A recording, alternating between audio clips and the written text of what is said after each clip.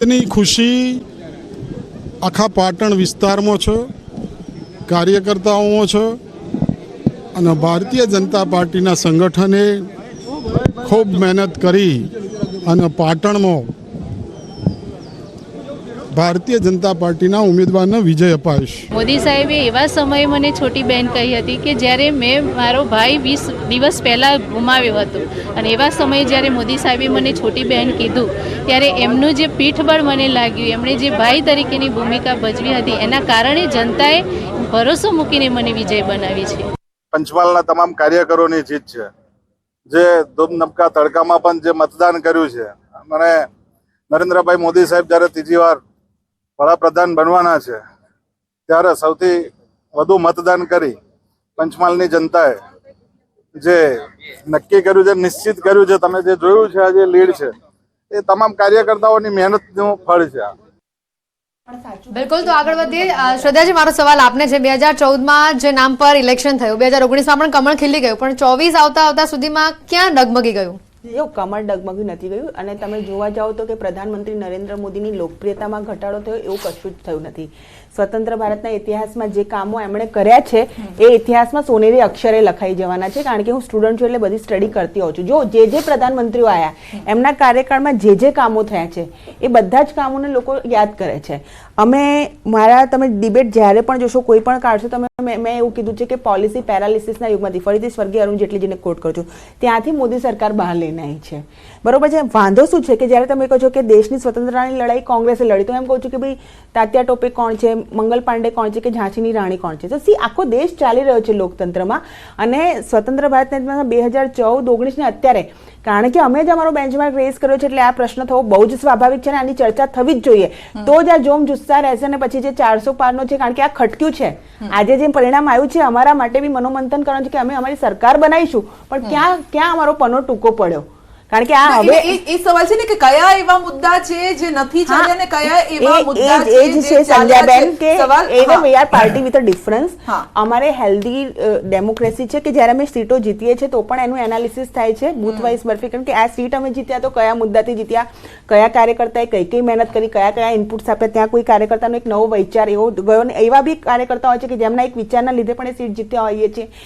ક્યાંક અમે, મેં કીધું ને, હાર્યા નથી, પણ જ્યાં અમે લૂઝ કર્યું છે ત્યાં શીખવાની બી જરૂર છે, કારણ કે અમારી કોમ્પિટિશન અમારી સાથે છે। સરકાર તો ત્રીજી વખત પ્રધાનમંત્રી નરેન્દ્ર મોદી બનાવવા જઈ રહ્યા છે, પણ હજુ બી સારું પ્રદર્શન જે છે એ થાય એના માટે ચોક્કસ અમારે તકેદારી રાખવાની જરૂર છે।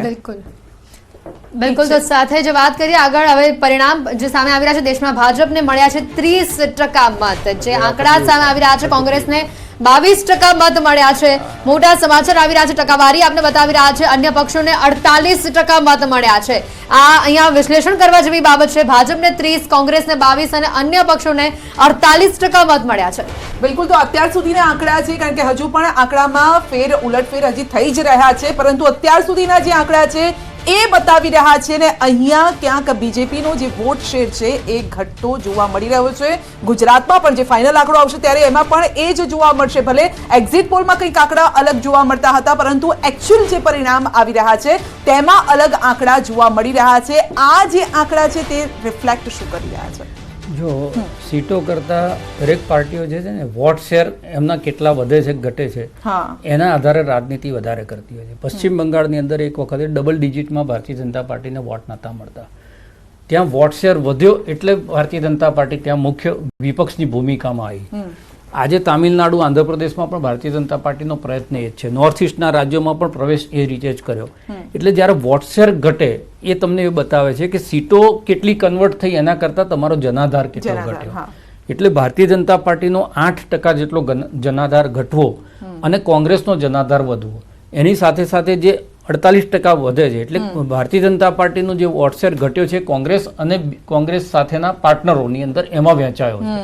એટલે આ બતાવી રહ્યું છે કે આખા દેશની અંદરથી એક એલાર્મ ઘંટી છે કે ભાઈ અમે સરકાર તો તમારી બનાવીએ છીએ પણ અમારી આશાઓ અપેક્ષાઓ પ્રમાણે તમે 14 અને 24 સુધીમાં કામ નથી કર્યું, કાં તો કેટલીક ભૂલો રહી ગઈ છે, એમણે ઘણા કામો થયા છે, એમાં આપણે ના કહી શકીએ, ઘણા કામ થયા છે, પણ જે લોકોની આશા હતી કે તમે મોંઘવારીની વાત કરી હતી, આખી ચૂંટણીમાં અમે મોંઘવારી શબ્દ સાંભળ્યો નહીં, તમે બેરોજગારીની વાત કરી હતી, આખી ચૂંટણીની અંદર બેરોજગારી માટે તમે શું કરશો એ અમે સાંભળ્યું નથી।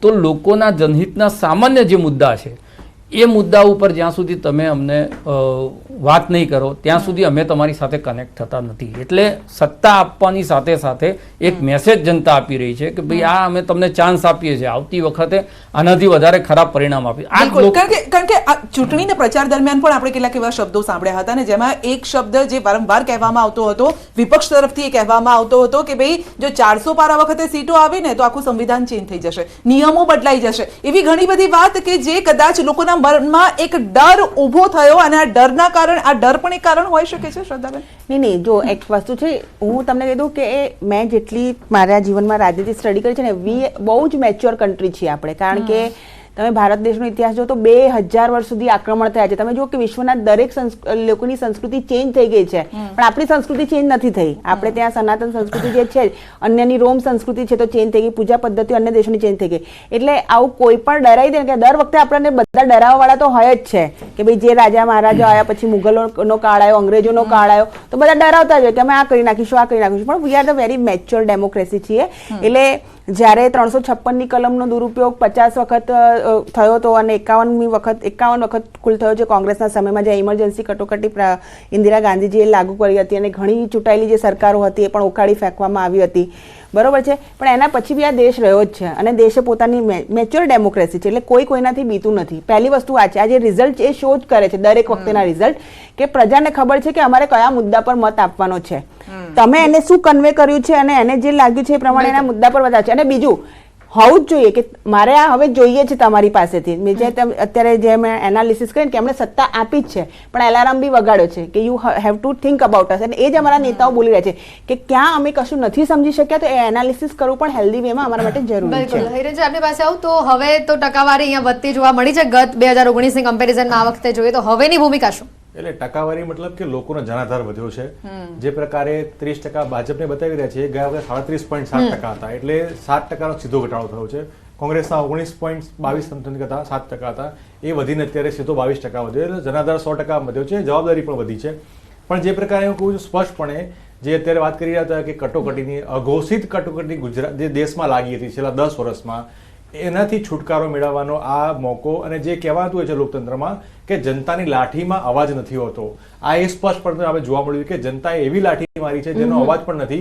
અને અત્યાર સુધીમાં તો પ્રેસ કોન્ફરન્સ થઈ ગયો છે કે હિરેનભાઈ તમે એ કટોકટી પછી સરકાર જ નહોતી આવી, અમારી સરકાર બની રહી છે, પ્લીઝ. એટલે એટલો અહંકાર બી સારો નહીં, જસ્ટ તમે મજબૂત વિપક્ષ થયા છો.